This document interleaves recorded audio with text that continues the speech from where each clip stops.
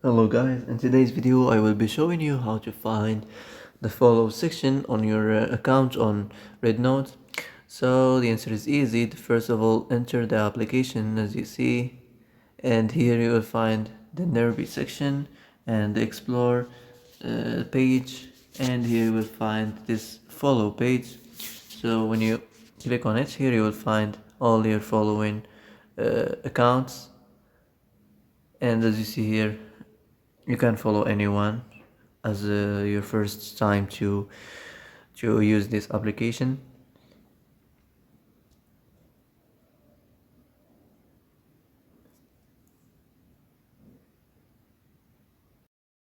So that's it for today's video. I hope this is the answer you've been looking for. And if you like this video, don't forget to like and subscribe, and see you in the next video.